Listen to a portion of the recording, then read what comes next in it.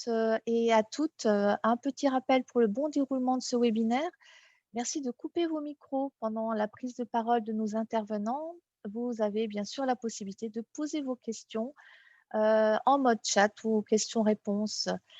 Bienvenue à toutes et tous. Merci d'avoir rejoint ce premier webinaire de l'Académie RDE organisé par Solutions Eco pour parler sécurité économique et en particulier cybersécurité.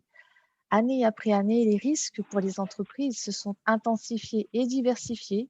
En tant que développeurs et développeuses économiques, vous êtes amenés à évoquer ces sujets avec les dirigeants que vous rencontrez dans vos territoires.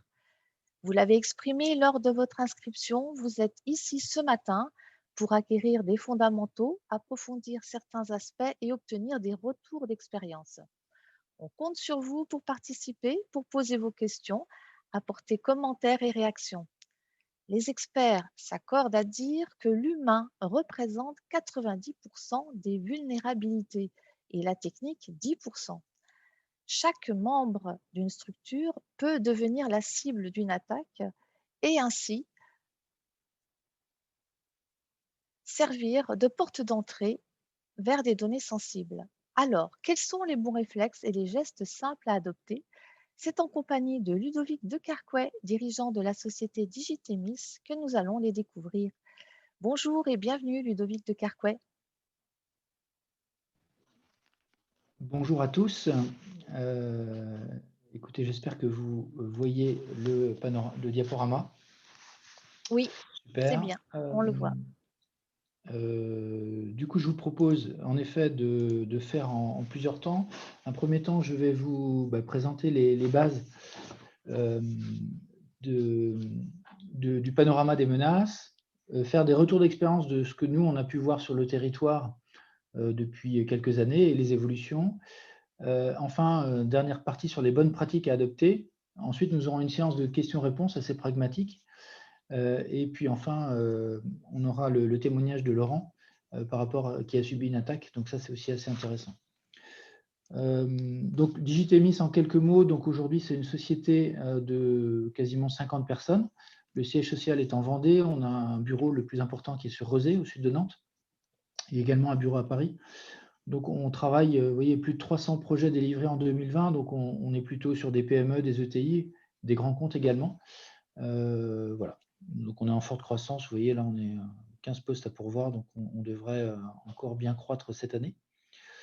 Ce qui va nous différencier, c'est qu'on est qualifié par l'ANSSI, qui est l'Agence nationale de la sécurité des systèmes d'information, comme prestataire de confiance. On a également obtenu 7 labels de la CNIL sur tout ce qui est protection des données personnelles. Donc avec des équipes d'ingénieurs en sécurité, tests d'intrusion, et puis des gens qui ont développé une solution logicielle, Make It Safe, qui permet de piloter l'amélioration de la cybersécurité. Donc ça, c'est aussi assez intéressant. Bon, bref, ce n'est pas le sujet d'aujourd'hui, mais au moins pour connaître qui on est. C'est une société qui a 7 ans, et voilà, on est devenu, on va dire, le référent sur la région sur le sujet. Quand on parle du panorama des menaces, la première chose, c'est de prendre en compte de quoi on parle en cybersécurité, de quoi s'agit-il, qu'est-ce qu'il y a à protéger. La première chose à laquelle on pense, c'est la confidentialité de certaines informations. Confidentialité des données personnelles, confidentialité de données sensibles d'entreprise, de secrets de fabrication, de recettes, etc., de contrats. Il y a un autre aspect qui est important, c'est la disponibilité, c'est-à-dire la mise hors service de systèmes applicatifs, d'applications, de logiciels, ou carrément d'usines de production. Je ne peux plus travailler. J'arrive à mon bureau, je ne peux plus travailler. Ça, c'est un autre sujet très important. Autre chose, c'est l'intégrité, la modification des informations. J'ai une attaque qui va pouvoir modifier des données de salaire, modifier des données bancaires, modifier certaines commandes. Donc, c'est une autre façon de protéger des données sensibles. Et puis, traçabilité. Traçabilité, c'est quoi? C'est garder une trace de qui a fait quoi. Qu'est-ce qui s'est passé sur mon système d'information? Est-ce qu'il y a eu une intrusion à un moment donné? Est-ce qu'il y a eu des événements anormaux? Est-ce que je suis capable d'imputer une action à quelqu'un et savoir à quel moment ça s'est passé, par où une personne est rentrée, pour faire quoi? Donc, le plus important en général sur des PME, c'est d'abord la confidentialité et dans l'industrie, par exemple, la disponibilité, la continuité d'activité. Voilà. Donc, c'est important quand même de réfléchir à ces données-là avant de parler des menaces. Donc, les menaces aujourd'hui, en 2021, si on regarde les évolutions là sur le 2020, il y a un phénomène, vous avez peut-être entendu parler, qu'on appelle les ransomware, qui s'est bien généralisé. On va dire notamment, on ne le voit pas pendant le confinement de 2020, hein, parce qu'on voit mars-avril, il y a eu plutôt, ce qui est assez surprenant, une baisse des attaques, mais c'est depuis mai et surtout depuis septembre, et je dirais que là, ça ne s'arrête pas depuis septembre 2020 jusqu'à aujourd'hui, là, mai 2021, une augmentation très forte du nombre de ransomware. Et ransomware, c'est quoi? Donc là, je vous donne quelques exemples, rien que sur 2021. Hein, donc sur la région, on en a quelques-unes qui sont connues, je dirais publiques, mais je dirais que tous les types d'organisations peuvent être ciblés, aussi bien dans le domaine de la santé, de l'industrie, aussi bien des PME de 50 personnes que des groupes de 1000 personnes, que des grands groupes. Il y a l'exemple de Bouygues Construction qui a subi une attaque en février-mars 2020 et qui a mis plus de 7 mois à s'en relever, ce qui est quand même considérable. Donc plus les organisations sont grandes, plus c'est compliqué. Donc le ransomware, c'est quoi? C'est en fait un programme qui va chiffrer, c'est-à-dire crypter et chiffrer les données d'un système d'information, soit au niveau des systèmes, soit au niveau des bases de données. Voilà, tout dépend du ransomware, et qui va empêcher l'utilisation de ces logiciels et en contrepartie demander une rançon. Donc l'idée, c'est du chantage, on paye pour récupérer. Donc, alors, les ransomware ont évolué depuis un an et demi. Avant de chiffrer et de rendre inaccessibles les données et les applications, aujourd'hui, il y a quelque chose d'assez intéressant et qui complexifie encore les choses, c'est qu'ils commencent par exfiltrer les données. Exfiltrer pour maximiser le chantage et dire on est prêt à publier les données qu'on a exfiltrées si vous ne payez pas la rançon. Donc là, ça rajoute une difficulté, non seulement l'indisponibilité des données, mais le fait qu'on puisse divulguer en ligne des données de clients, des données sensibles dont on parlait tout à l'heure. Et ça rajoute un petit peu de transpiration, on va dire, pour la victime de l'attaque. Donc, la parade face à ça, c'est, je dirais, de restaurer tout le système, soit que les données, soit carrément toutes les applications, les annuaires, etc. Donc ça peut prendre du temps, notamment pour les très grosses organisations, quand elles sont attaquées sur des périmètres internationaux ou des périmètres sur plusieurs usines, etc. Vous imaginez. Sur une petite société, je dirais que la restauration est plus facile, à condition que la restauration fonctionne. Et là, les problèmes qu'on peut avoir, c'est deux choses. C'est, un, les sauvegardes ne sont pas bonnes, donc la restauration est compliquée, voire elle n'est pas possible. Et deuxième chose, le paiement de la rançon peut finalement correspondre à une somme minime par rapport au temps à passer à restaurer, etc. Sachant que le paiement de la rançon ne garantit pas qu'on récupère les données, les systèmes, etc. Donc voilà l'écosystème en une présentation brève, mais Laurent va l'illustrer tout à l'heure avec son cas. Du coup, quelle est l'origine de ces attaques ransomware qui sont les plus importantes? C'est deux choses, c'est le phishing, c'est-à-dire par l'utilisateur, donc c'est des utilisateurs qui cliquent sur des liens, des pièces jointes ou qui soumettent des identifiants mots de passe, donc des sites web piégés, des candidatures avec des pièces jointes factices. Je télécharge sur des sites malveillants un exécutable, ou bien des publicités en ligne malveillantes. Voilà. Ou bien, deuxième chose, les systèmes exposés sur Internet ou auprès de tiers. Donc Internet, des sites extranet, des sites Internet, des SharePoint, des Windows 365, etc. Des compromissions par accès distant, donc par VPN, par des télémaintenances, on peut parler tout à l'heure d'imprimantes. Voilà, les imprimantes sont accessibles à des fournisseurs à distance. Donc, le tiers peut servir de rebond à ces attaques pour entrer dans un système et ensuite propager une attaque.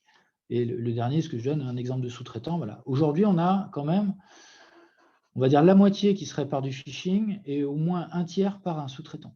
Donc, c'est pour vous donner l'origine de ces types d'attaques. Donc, phishing par l'utilisateur, qui finalement est un élément important. Sylvie en a parlé au début. Important à sensibiliser, parce qu'un seul utilisateur peut fragiliser toute une entreprise. Donc, c'est là que c'est quand même assez démoralisant pour les DSI ou pour les directeurs généraux Parce que finalement, on a beau investir beaucoup en sécurité, derrière, il suffit d'une bêtise d'une personne pour que tout soit contaminé. Idem, une bêtise chez un fournisseur pour qu'ensuite ça se propage. Idem sur un système exposé sur Internet qui n'est pas à jour. Et les mises à jour ne peuvent pas se faire en temps réel, donc il y a toujours un laps de temps entre la découverte des vulnérabilités et les mises à jour. Globalement, ça peut sinistrer tout un système. Alors après, il y a ce qu'on appelle des mesures de cloisonnement qui permettent de ralentir des attaques, de les détecter, etc. Mais voilà, globalement, pour vous présenter le contexte. Donc nous, des retours d'expérience, la première chose en termes de retour d'expérience que je peux vous partager, c'est déjà ce que j'appellerais le syndrome du prophète. Je crie dans le désert, personne ne m'entend. Globalement, jusqu'à il y a 1 an et demi, c'était principalement ça. Je crie dans le désert, écoutez, vous êtes à risque, vous n'êtes pas du tout mature sur le sujet, je vous ai écouté, et voilà, je vous ai parlé, vous ne m'avez pas écouté. C'est quoi? C'est le dirigeant, il sait qu'il y a des choses à faire, mais il a d'autres priorités. Et ça, encore aujourd'hui, c'est le cas. Hein. On va faire un audit, il y a des plans d'action, mais derrière, il ne se passe rien. On sait, on est à risque, ce qui est aujourd'hui le cas pour être sérieux. Hein. Aujourd'hui, sur le Grand Ouest, hein, Bretagne, Pays de la Loire, sur les plus de 500 clients qu'on a, on n'en a que 3 qui ne sont pas à risque. Donc 3 sur 500. C'est quand même... voilà. Et la situation, elle est là. Hein. Donc c'est ça que nous, on observe sur le terrain. Il y a, on va dire que 3 organisations qui peuvent à peu près dormir tranquilles, nonobstant le fait qu'ils peuvent quand même être attaqués sur des attaques assez complexes. Mais en tout cas, sur le basique, ils sont à peu près protégés. Tout le reste, pour nous, c'est, je dirais, la bataille est perdue s'il y a des attaques aujourd'hui, le 21 mai. Voilà. Alors après, ce n'est pas pour ça qu'il ne faut rien faire, au contraire, mais il faut aller vite. Et il faut faire des choses sérieusement. Donc pourquoi est-ce qu'il y a une persistance de ces risques sur la région Pays de la Loire? C'est intéressant d'y réfléchir, même pour nous, en tant qu'acteurs de la cybersécurité. Première chose pour moi, c'est une sensibilisation insuffisante des dirigeants. Et là, vous, Solutions & Co, vous avez carrément un rôle, et tous les acteurs du territoire ont un rôle pour sensibiliser les dirigeants, leur dire, il ne s'agit pas de dire on est à risque, il faut faire les choses, il faut vraiment faire des choses, investir. Ce n'est plus du luxe de faire de la cybersécurité, tout comme ce n'est plus du luxe de digitaliser, transformer avec le numérique les entreprises. Les deux vont de pair. On ne peut pas investir dans le numérique sans investir en cybersécurité. Les deux vont ensemble. Et ça, c'est vraiment un message important à faire passer. Deuxième chose, j'en ai parlé tout à l'heure sur le phishing, la sensibilisation des collaborateurs. Aujourd'hui, on observe sur le terrain, c'est insuffisant. La comparaison, c'est avec les tests incendie. Tests incendie, c'est réglementaire, c'est tous les ans ou selon les sites, ça peut être plus fréquent. En cybersécurité, c'est rarissime. Il faut faire passer des messages, etc. Troisième chose, bon, ça c'est le contexte, les menaces évoluent plus rapidement que la mise en œuvre des mesures de sécurité. Bon, ça c'est comme ça, on n'y peut rien. Il y a une motivation par le gain, il y a une motivation aussi technologique. Les systèmes sont plus ouverts dans le cloud, sont plus interconnectés, donc les menaces évoluent rapidement aujourd'hui. Donc il y a danger, il y a danger, il y a danger. Autre chose, j'en ai parlé tout à l'heure, hein, en lien avec les dirigeants, la priorité est donnée au business plutôt qu'à des investissements en sécurité qui souvent sont perçus comme des investissements qui coûtent et qui ne rapportent pas. Donc ça, on peut le comprendre. Et ça peut expliquer la persistance des risques dans la région où les gens disent, bon, je vais d'abord investir pour développer mon chiffre d'affaires, développer ma pérennité, plutôt que ma cybersécurité. Ça se comprend, mais ça explique la persistance des risques. Cinquième chose, pas assez de budget dans la sécurité. Là, il n'y a pas photo, on va investir 5 000 euros, on va investir à rigueur 10 000 euros. Rares sont les entreprises qui vont investir 30 000 euros, 50 000 euros. Il y a des dispositifs dans la région qui aujourd'hui le facilitent, donc, mais il faut être sérieux sur le sujet. J'investis en informatique, en transformation numérique. Il faut que ça soit un peu plus peut-être qu'1% du budget. Et dans ce 1% du budget, il faut qu'il y ait un budget sérieux sur la cybersécurité. Parce que 5%, 10% mettons 5% du numérique. Voilà. Mais en tout cas, il faut que ça devienne un peu plus sérieux. Autre problème sur le territoire, manque de compétences. Les responsables informatiques, les dirigeants n'ont pas les compétences en interne. Idem chez les prestataires informatiques, il n'y a pas beaucoup de compétences en cybersécurité. On a du mal à trouver les gens, ou pire, on a des gens qui se disent compétents et qui ne le sont pas, donc ils font des bêtises. Donc là, il y a un grand enjeu de formation des personnes qui agissent. formation des prestataires ou formation des personnes en interne qui vont piloter les systèmes d'information. Rotation des personnels, il y a un turnover important sur ces fonctions-là, et ça explique le fait que les plans d'action n'avancent pas, que les risques persistent. Donc, recruter des gens qui vont rester sur le long terme, c'est important. Les fidéliser, pareil au niveau des salaires, il faut augmenter les salaires des gens qui s'occupent de l'informatique. C'est tout bête, hein, mais ça permet de résoudre les problèmes en cybersécurité.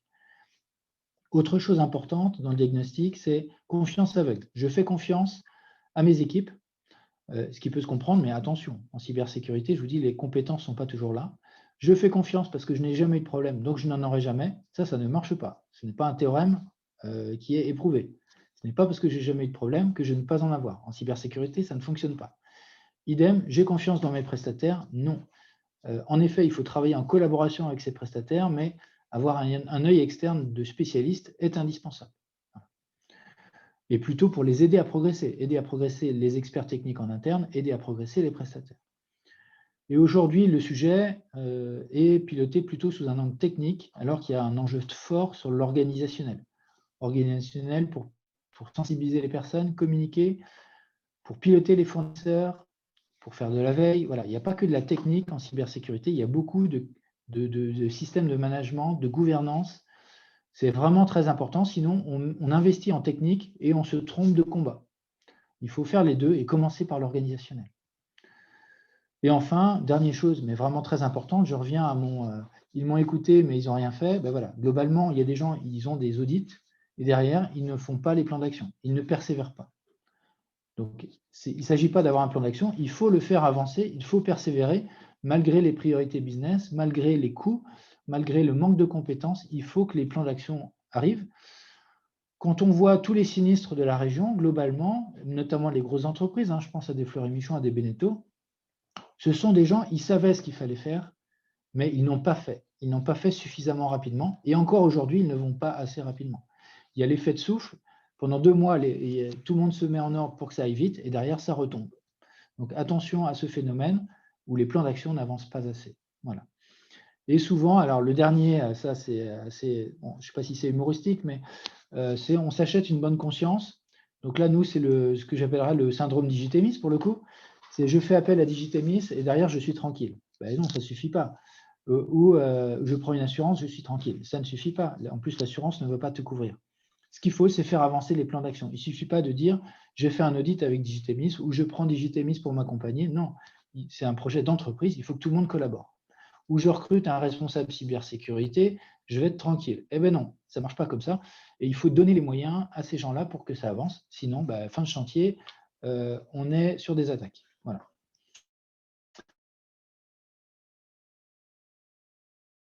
Également, un autre mot, syndrome de Rosine-Bachelot, l'épidémie H1N1, où finalement, comme il n'y a pas eu de propagation de l'épidémie H1N1, les commandes de 50 millions de vaccins ont été perçues comme inutiles et puis la personne a été décriée. C'est la même chose sur la cybersécurité. Tant qu'il n'y a pas d'attaque, on se dit tout ce qu'on fait comme investissement, ça ne sert à rien, ou on ne va pas aller plus vite, etc. Donc attention à ce syndrome où les critiques sont faciles et la perception des investissements qui sont importants et qui doivent être continus sont des sujets clés pour ne pas un jour avoir des mauvaises surprises.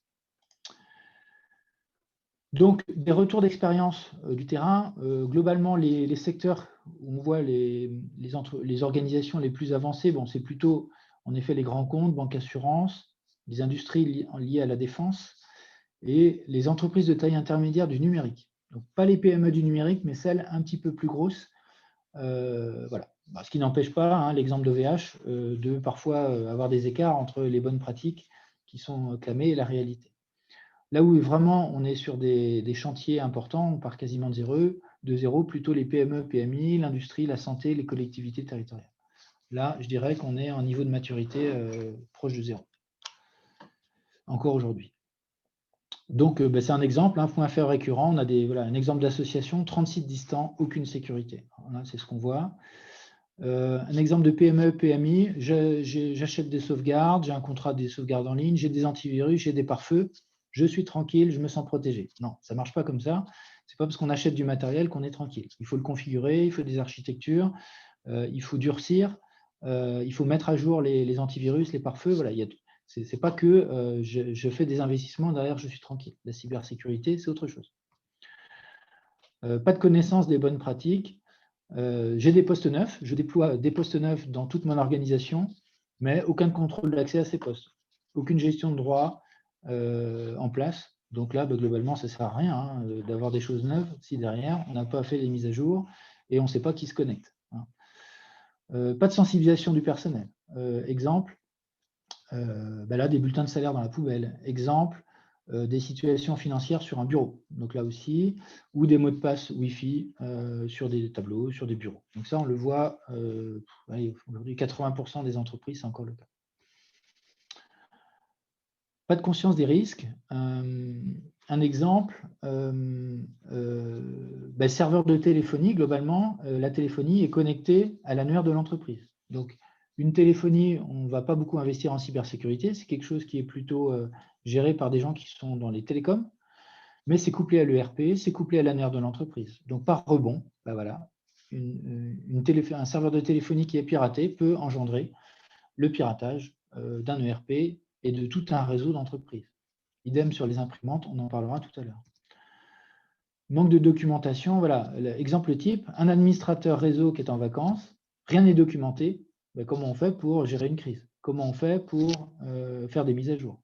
Donc là, il y a des vrais soucis, notamment sur les petites organisations. Si rien n'est documenté, globalement, on est comme complètement désespéré sur ce qu'il faut faire. Donc rappeler des gens en vacances, il y a des exemples de groupes cotés en bourse où on a rappelé des anciens salariés qui avaient des plans de schéma d'architecture chez eux, parce qu'on avait tout perdu dans l'attaque. Donc on arrive à des choses aberrantes. Hein, mais tout ça, ça se prépare. Si ça s'anticipe, les problèmes, on peut fonctionner en mode dégradé, on peut avoir des solutions de contournement. Et tout ça, il faut le préparer. Et sur le terrain, aujourd'hui, on en est loin. Pas de préventif, donc là, c'est des exemples sur les sauvegardes. Voilà. On fait des sauvegardes, et puis finalement, on se rend compte que depuis 2 mois, les sauvegardes n'ont pas été opérantes. Et donc, personne n'a testé, personne ne s'est rendu compte que les sauvegardes n'étaient plus faites depuis 2 mois. Et donc là, quand on arrive et une attaque, on veut restaurer, c'est trop tard. On a des attaques soit plus anciennes qu'il y a 2 mois, ou soit pas de sauvegarde du tout, parce que finalement, les sauvegardes de plus de 2 mois, on les efface. Donc voilà, donc, il y a tous ces cas qu'on retrouve sur le terrain. Autre exemple qui est un corollaire, arrêt de production d'une journée, car les serveurs n'ont pas été synchronisés avec le cloud. Donc on pensait synchroniser des sauvegardes dans le cloud, et en fait, elles ne marchaient pas. On ne les a pas testées.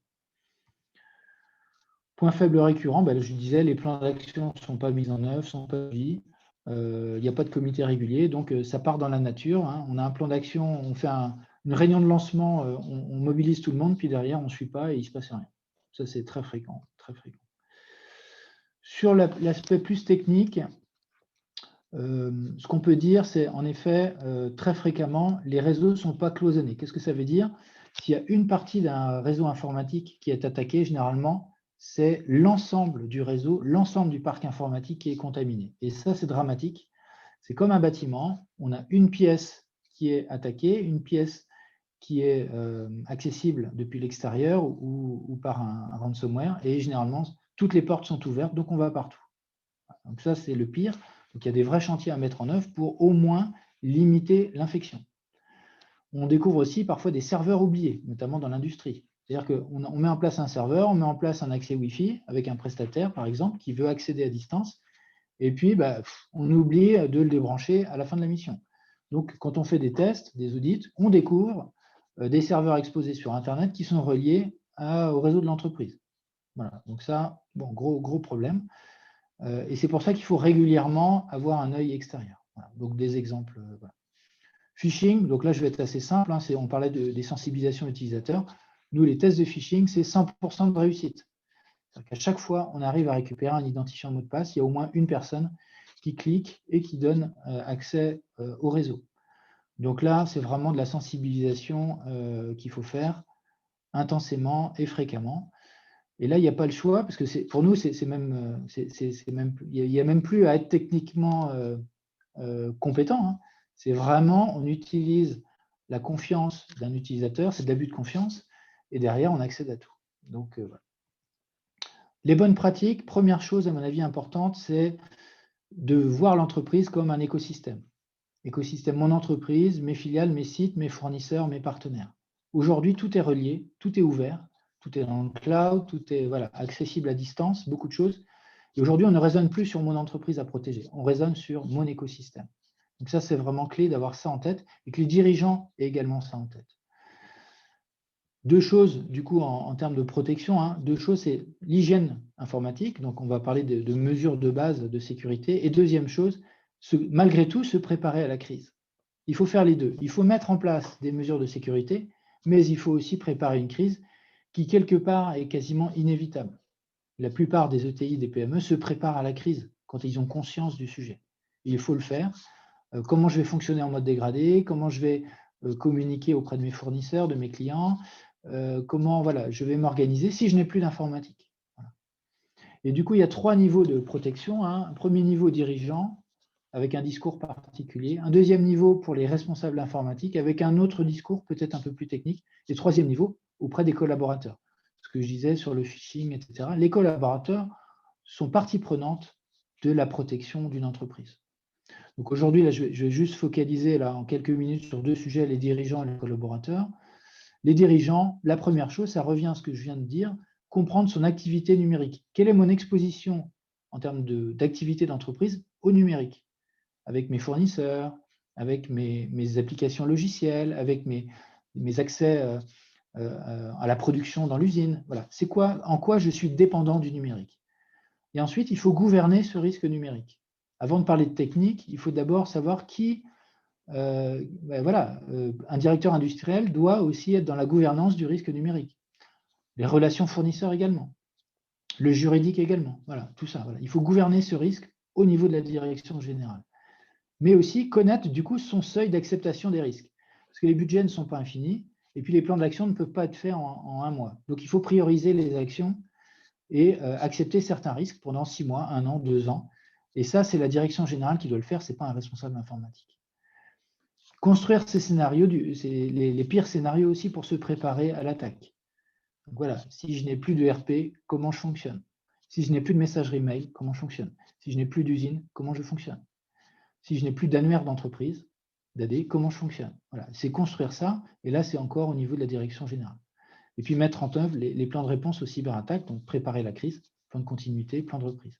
Ça, c'est essentiel. Ça, c'est la direction générale. Tout le reste, ça peut être piloté par des gens plus techniques. Mais ça, au moins, il faut que les dirigeants aient ça en tête. Alors, vous aurez les slides à la fin, hein, mais pour moi, quand on rencontre un dirigeant, déjà, on pose ces questions-là, et globalement, il doit y avoir une action derrière. Hein, voilà. Bon, sur l'aspect technique, je veux passer vite, hein, les mises à jour, bon, cloisonner les réseaux, j'en ai parlé un petit peu, limiter les droits des utilisateurs, voilà, qu'ils ne puissent pas tout faire, limiter les ouvertures à l'extérieur, c'est du bon sens, mais globalement, c'est important. Et aujourd'hui, on est dans un phénomène où on accélère les ouvertures à l'extérieur. Donc là, on ouvre au numérique, on va dans le cloud, on ouvre à des prestataires. Voilà. Superviser aussi ce qui se passe sur le réseau. Et sauvegarder les données, bon, ça c'est essentiel, mais sauvegarder pas que les bases de données, aussi les systèmes, les applications, etc. Un peu plus. Collaborateurs, ben, les mots de passe, la messagerie, se méfier des liens, des pièces jointes, ça rejoint le phishing hein, dont je parlais tout à l'heure.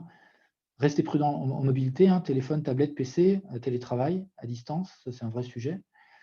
Séparer les usages personnels des usages professionnels, hein, notamment en déplacement, notamment pour les commerciaux, voilà, ça c'est important. Notamment les mots de passe. Aujourd'hui, on a la moitié des mots de passe professionnels qui sont les mêmes que les mots de passe personnels.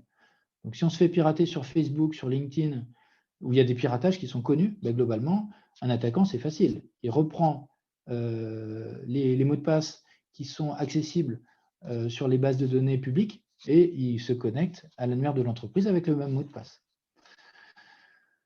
Télécharger des programmes sur des sites officiels d'éditeurs et puis prendre soin des informations personnelles, professionnelles, voilà, protéger l'information de l'entreprise. Ça, c'est important, au moins pour les collaborateurs.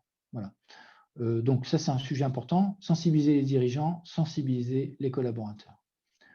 Voilà. Après, bon, je dirais que la cybersécurité, ce n'est pas qu'une opération coup de poing, c'est amélioration continue, hein, une roue qui s'améliore avec des audits, de la formation des personnes, c'est important, de l'accompagnement pour les monter en compétences techniques ou en gouvernance, et puis régulièrement, voilà, comme les systèmes s'ouvrent de plus en plus, évoluent, bah voilà, il faut toujours avoir un diagnostic tous les 3 ans, tous les 5 ans, on n'a jamais fini, quoi.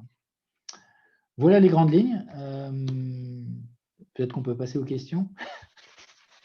Merci Ludovic de Carquet pour cette présentation très claire et synthétique, parce que c'est vrai que le sujet est vaste. Des questions, des réactions de la part des participants, on vous écoute, ou alors vous utilisez le chat ou le mode questions-réponses. N'hésitez pas à prendre la parole éventuellement. Eh bien, c'est que la présentation a été très claire. Ludovic, vous restez avec nous le temps de la présentation de Laurent Rabineau que nous accueillons maintenant. Les conséquences d'attaque peuvent être graves pour les entreprises et donc Laurent Rabineau, président de la société CETI, est parmi nous pour en témoigner. Bonjour Laurent Rabineau, de quelle attaque la société CETI a-t-elle été victime et comment l'avez-vous contrée? Nous écoutons. Bonjour à toutes et à tous. Alors, bon, peut-être en quelques mots, une présentation de CETI déjà. Alors, CETI, qui est une société qui est un tableautier intégrateur, est une entreprise qui a un métier, qui est l'électricité industrielle, l'automatisme et la supervision, et qui s'adresse à deux marchés. Le marché de l'électricité, du chauffage, de la ventilation et de la climatisation, et le marché de l'eau, eau potable et assainissement. Voilà pour faire court. C'est une société d'environ 40 personnes basée à Amiens et à Nantes. Nous avons été, en septembre 2020, victimes d'une cyberattaque, alors évidemment violente et impressionnante, puisque 23 heures, nous avons eu une impression simultanée sur nos deux copieurs de 30 mails, nous demandant en anglais de nous connecter sur un serveur pour payer une rançon. Première réaction, c'est évidemment été de contacter notre prestataire informatique qui nous a confirmé dans les 4 heures que c'était bien une cyberattaque. Ensuite, nous avons pris immédiatement contact avec l'ANSSI, donc Ludovic en a parlé mieux que moi tout à l'heure, qui est l'Agence nationale de l'État, de sécurité des systèmes d'information, qui nous a demandé de remplir un formulaire sur quelque chose qui marche bien, qui s'appelle cybermalveillance.gouv.fr. À la suite de ce questionnaire rempli très facilement, très rapidement par mon responsable informatique en interne, j'ai été recontacté dans les 24 heures par l'ANSSI, avec qui j'ai refait un peu l'historique rapide et qui m'a aiguillé vers une liste d'entreprises informatiques certifiées, qualifiées par l'ANSSI. Nous avons pris contact avec cette entreprise qui est venue chez nous, qui a fait un audit particulièrement poussé et avec qui on a mis en place, évidemment, les budgets ne sont pas extensibles, comme le disait tout à l'heure Ludovic, mais en tous les cas, on a instantanément mis en place 3 sujets. Le premier, c'est un produit qui nous permet dorénavant de vérifier les emails entrants. Ça, c'est particulièrement efficace. Ensuite, on a mis en place ce qu'on appelle un VPN et qui nous permet, pour tous nos collaborateurs distants, de travailler en sécurité à distance. Alors qu'il y a pas mal de contraintes, et notamment l'usage d'Internet interdit lorsque le VPN est démarré. Et enfin, on a mis en place quelque chose d'assez puissant, en tous les cas à mon sens. C'est un nouvel antivirus muni d'un EDR, qui est... alors, je ne suis pas informaticien du tout, je suis dirigeant d'entreprise, donc avec une vue très peu technique, mais cette EDR, c'est une intelligence artificielle qui permet de scruter sans arrêt en fait, les éventuels mauvais exécutables sur le système d'information de l'entreprise et qui nous alerte en cas de problème ou de signification un peu particulière d'un lancement de suppression d'un fichier ou autre. Et ça nous sert au moins une fois par semaine.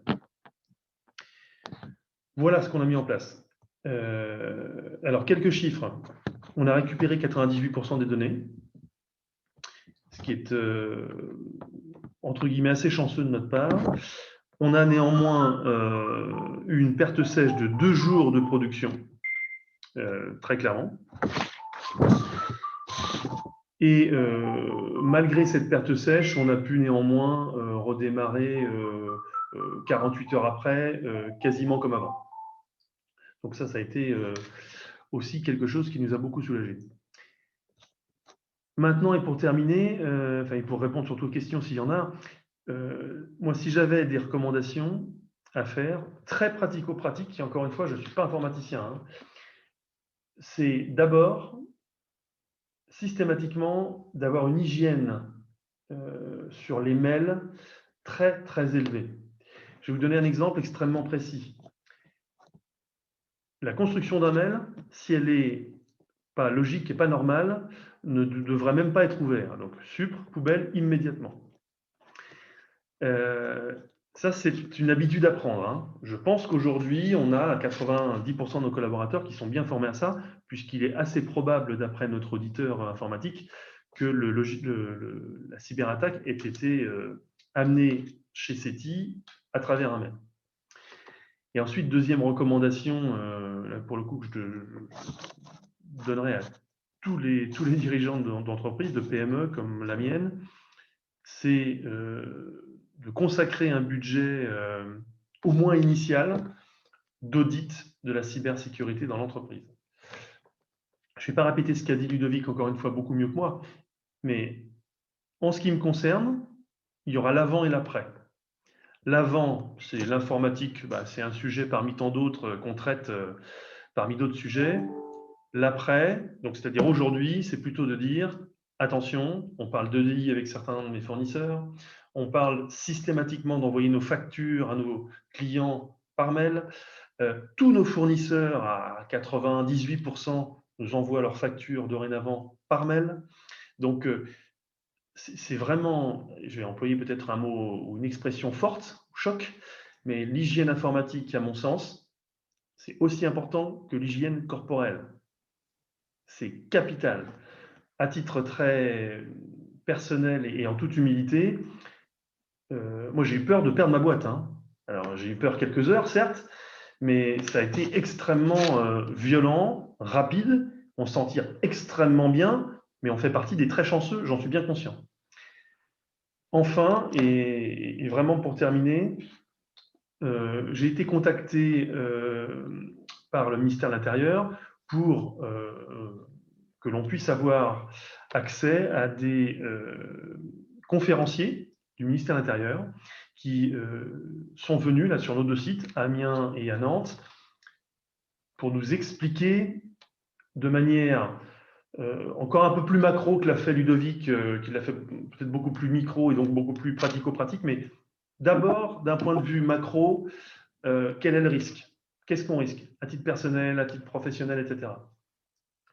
Et ça a éclairé, je pense, tous les collaborateurs de l'entreprise qui ne verront plus l'informatique comme avant. J'en suis assez convaincu. Voilà ce que je pouvais vous donner comme retour d'expérience ce matin.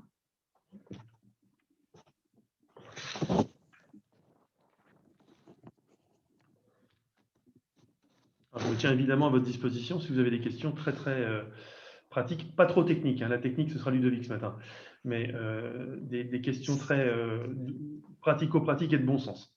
Moi, j'ai une question quand même, Ludovic. Est-ce que finalement, il ne faut pas avoir subi une attaque pour avoir ce discours-là après? Ça, c'est une bonne question. Maintenant, le ministère de l'Intérieur nous a donné quelques chiffres, moi, qui m'ont fait horreur. L'ANSSI prévoit que 100% des PME seront attaquées dans les 5 années à venir. L'ANSSI et le ministère de l'Intérieur, depuis à peu près 5 ans, évoquent le fait que 80% des PME qui se sont fait attaquer, dont on fait partie chez SETI, se feront un jour ou l'autre réattaquer. Donc si on ne change pas nos habitudes, alors c'est peut-être un manque d'intelligence, c'est en tous les cas certainement une erreur, voire une faute de la part du dirigeant. Parce que les moyens, si on ne les met pas, on va vite s'en rendre compte le jour où on arrête sa boîte. Parce que moi, j'avais 40 personnes à l'arrêt pendant 48 heures. Hein. Donc, ça change un peu forcément les choses. Donc, pour répondre à la question, peut-être. Peut-être, mais moi je compte beaucoup sur tous les services, notamment de l'État, pour grandir sur ces sujets. Les sociétés privées comme JTMIS, oui, peut-être, mais vous aurez toujours, j'allais dire, une casquette commerciale qui fera que peut-être certains acteurs auront un mouvement de recul. Vous êtes dans l'écosystème, c'est évident, il faut qu'on vous écoute, c'est sûr et certain, et vous êtes les sachants. Maintenant, moi j'ai été frappé aussi et de manière très négative par l'énergie que j'ai dû dépenser pour déposer plainte, par exemple. Puisqu'aujourd'hui, les services de la gendarmerie ou de la police judiciaire, certains sont extrêmement pointus, mais malheureusement, on a beaucoup encore de gendarmes et de policiers, c'est pas moi qui le dis, c'est eux, qui n'ont pas le vernis technique pour comprendre même de quoi on parle. Pour la petite anecdote, moi j'ai mis une semaine à être bien aiguillé pour savoir où je devais aller pour déposer plainte. Donc ce serait à refaire, je ne déposerai pas plainte, et ce serait mal parce que les services de l'État ont besoin d'indicateurs pour mettre les moyens, et les moyens, c'est forcément le nombre de dépôts de plainte. Merci beaucoup, Laurent. Merci à Ludovic également pour cette question. Est-ce que nos participants ont des questions, réactions, commentaires? On vous écoute. Eh bien, c'est que l'intervention a été très claire également. Je vous remercie beaucoup, Laurent. Je sais que vous avez un rendez-vous à suivre et que vous allez devoir nous quitter. Donc, il y a au niveau du chat. Est-ce que vous avez une idée du coût total pour votre entreprise? Est-ce que vous sauriez nous dire? Oui, alors objectivement, ça va me coûter dorénavant par an. Bon, mon entreprise fait 5 millions d'euros de chiffre d'affaires, hein, pour resituer quand même un petit peu le débat. Moi, je suis qu'une PME, je ne suis pas une UTI et encore moins un groupe du CAC 40. Mais objectivement, par an, ça va rajouter entre 6 à 10 000 euros de coûts fixes par an. Entre tous les éléments dont je viens de parler, le VPN, l'EDR et le Made in Black, pour ne pas le nommer, qui était le produit qui protège ou plutôt qui filtre les emails entrants. Le coût de l'attaque, c'est surtout du temps. Ça ne m'a pas coûté d'argent parce qu'on n'a pas payé la rançon. Ça nous a coûté 2 jours d'arrêt d'une vingtaine de personnes. Donc oui, ça a un coût évidemment. Et ça, c'est des coûts cachés, mais c'est lourd, en effet.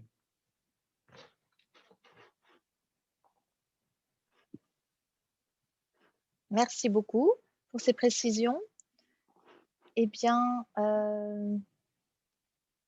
alors, une autre question. Quelles sont les suites de l'enquête? Quelle bonne question.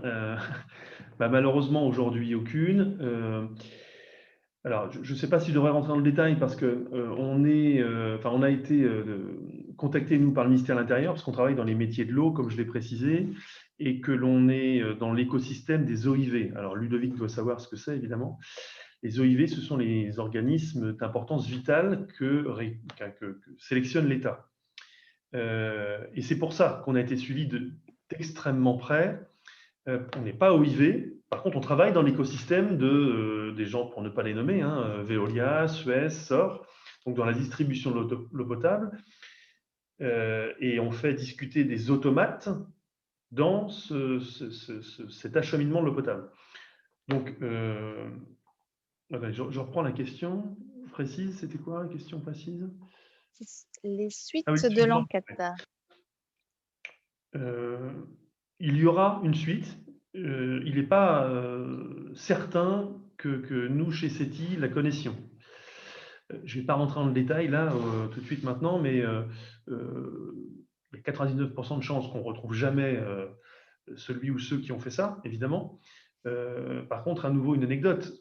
Le ministère de l'Intérieur nous expliquait que l'attaque que nous avons subie a très probablement nécessité une bonne semaine de boulot d'un hacker.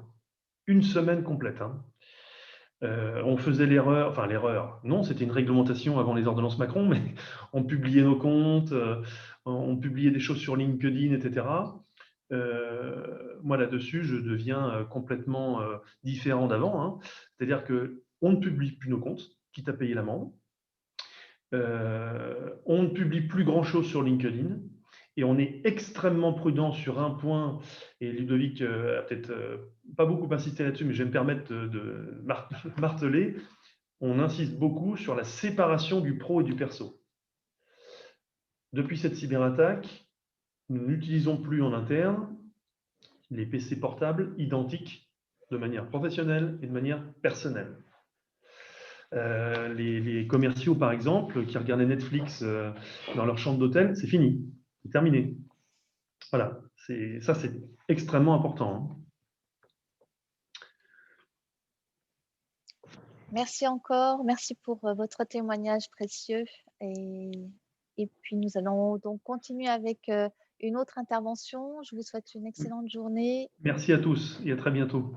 Bonne À journée. bientôt. Alors, si vous ressentez le besoin d'un pense-bête sur les bonnes pratiques, Sébastien Foss, chargé d'études au département analyse et prospective chez Solutions Eco, vous présente 2 outils qui vous seront certainement utiles. Alors, Sébastien, je te laisse la parole. Alors bonjour à toutes et à tous. Donc je vais revenir rapidement sur la charte informatique élaborée à Solutions Eco. Est-ce que vous voyez? N'hésite pas à mettre en mode de diaporama si tu as la possibilité. La petite icône en bas à droite. Voilà. Merci, voilà, parfait. Alors donc le département analyse et prospective contribue à une montée en puissance de la culture de la sécurité économique au sein de Solutions Eco. Et donc nous avons pour mission notamment de sensibiliser en interne aux menaces de la sécurité économique et aux bonnes pratiques pour les éviter. Donc, comme Sylvie l'a très bien rappelé, les plus grandes failles de sécurité économique résultent principalement du facteur humain. Donc, nous avons au sein de la charte que nous avons élaborée en matière de sécurité économique distingué 3 contextes où les bonnes pratiques peuvent éliminer 90% des menaces. Le contexte du travail, du télétravail, quand je suis sur mon poste de travail, aussi bien à domicile qu'en entreprise, le contexte où je vais recevoir des visiteurs ou être en déplacement professionnel. Donc, c'est une charte qu'on a élaborée en consultation avec l'ANSSI et la Direction générale de la sécurité et de la sécurité intérieure. Donc, on va à la rencontre de nos différents collaborateurs au sein de Solutions Eco. Alors, je vais revenir très rapidement sur certains principes. Monsieur de Kerquet l'a rappelé.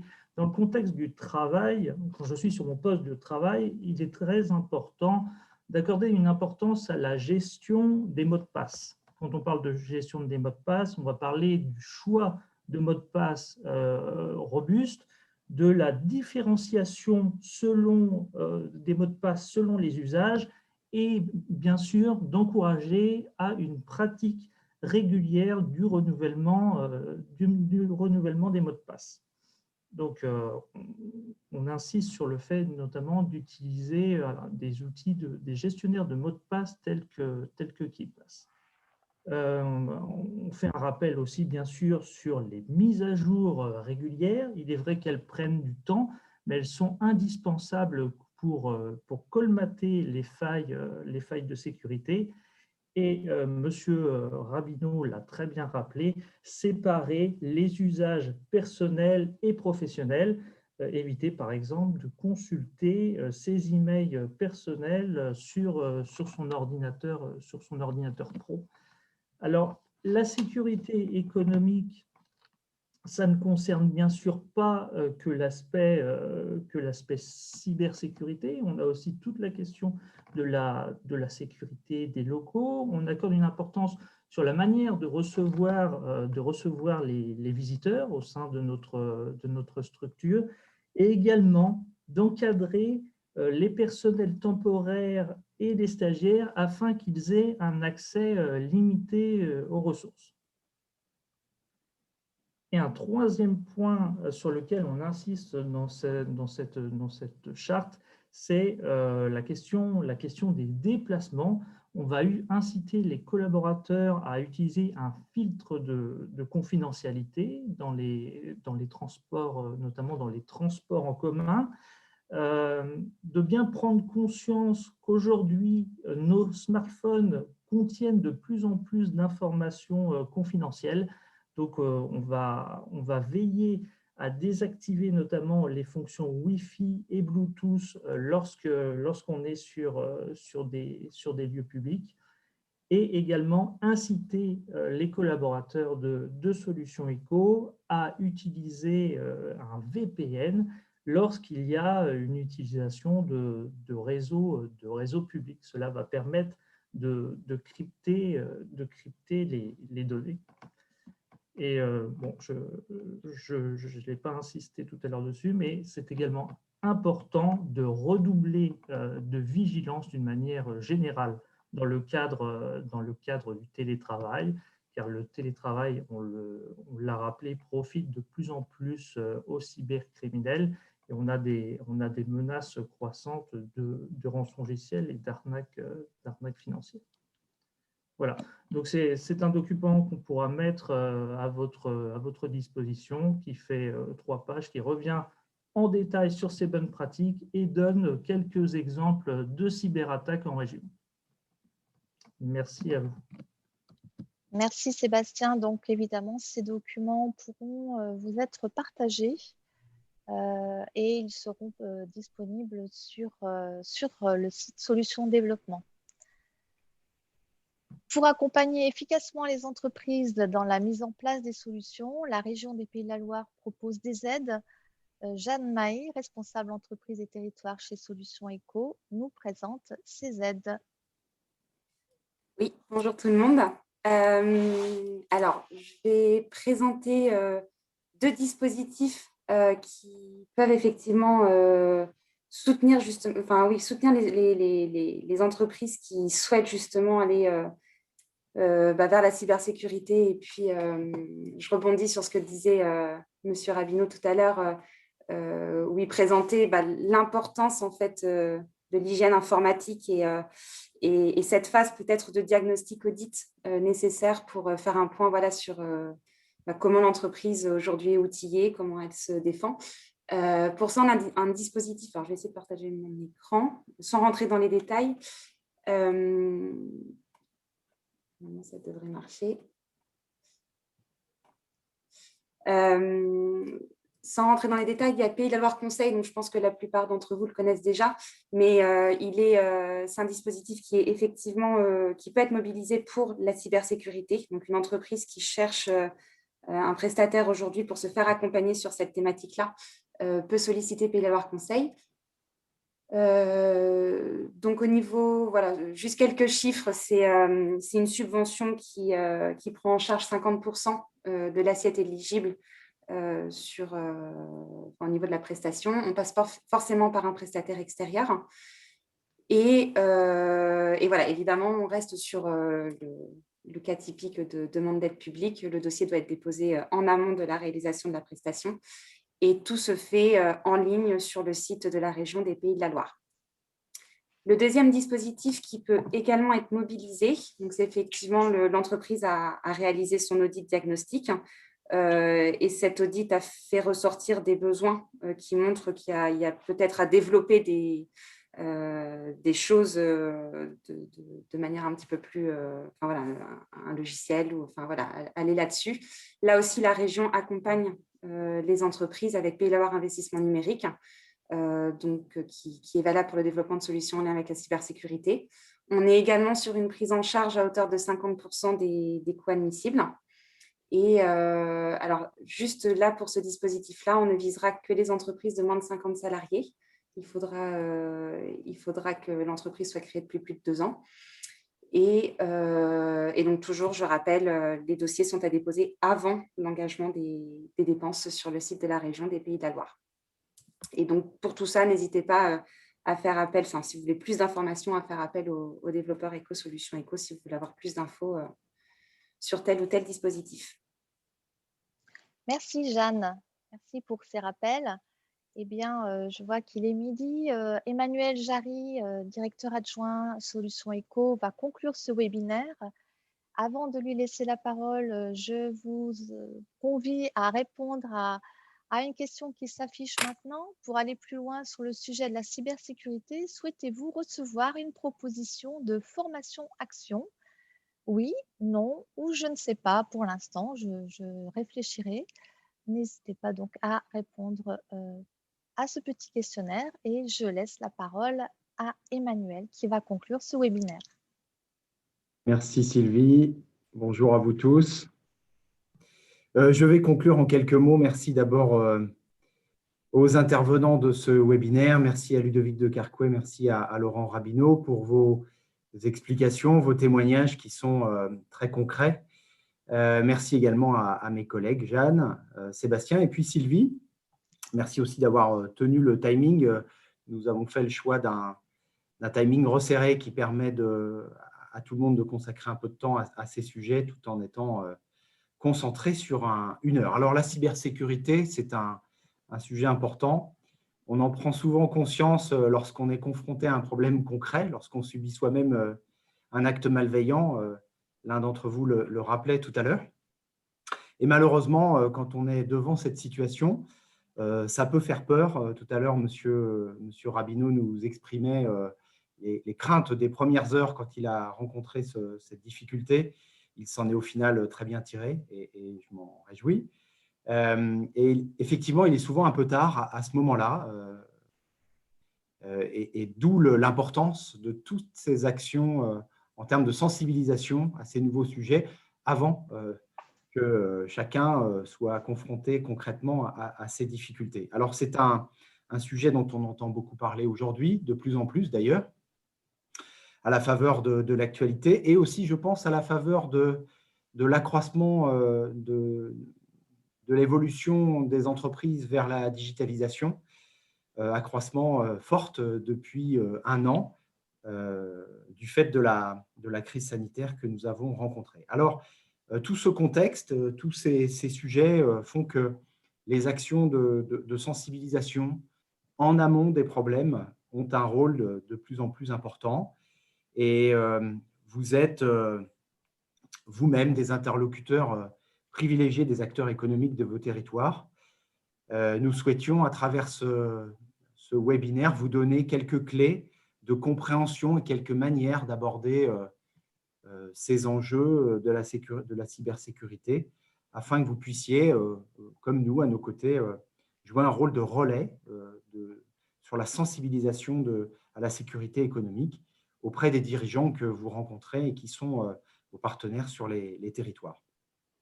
Alors, n'hésitez pas, bien sûr, surtout à partager les informations qui sont celles qu'on a partagées avec vous ce matin, lors de réunions que vous aurez sur vos territoires, lors de réunions, par exemple, avec les clubs d'entreprise. Ça peut être un bon relais de tous ces sujets de vigilance et de sensibilisation à ces actions autour de la cybersécurité. Alors, bien entendu, de notre côté, toute l'équipe Solutions Éco reste à vos côtés pour approfondir les conseils qu'on pourra vous donner si vous avez besoin d'informations. Si vous avez besoin également, si vous avez des entreprises qui veulent mobiliser des outils de la région, nous sommes là pour vous aider à monter les dossiers, bien sûr. Et puis, nous vous adresserons un lien dans les heures qui viennent pour vous permettre de retrouver l'enregistrement de ce webinaire pour l'exploiter ultérieurement si vous le souhaitez. Je termine en vous annonçant que nous sommes en train de caler la réunion annuelle pour 2021 de notre rencontre régionale des acteurs du développement économique. Elle aura lieu et vous pourrez, à l'issue de cette séquence, cocher la date sur vos agendas. Elle aura lieu le 5 octobre à Angers, lieu central pour se retrouver. Et très vite, nous allons vous adresser une invitation pour ce rendez-vous annuel important. Pardon. Merci à toutes et tous. Bonne continuation à chacune d'entre vous. Et à très bientôt pour d'autres sujets et pour prolonger ce sujet autour de la cybersécurité. Très bonne journée et à bientôt. Merci Emmanuel. Très bonne journée à tous et toutes. À bientôt. Au revoir. Au revoir.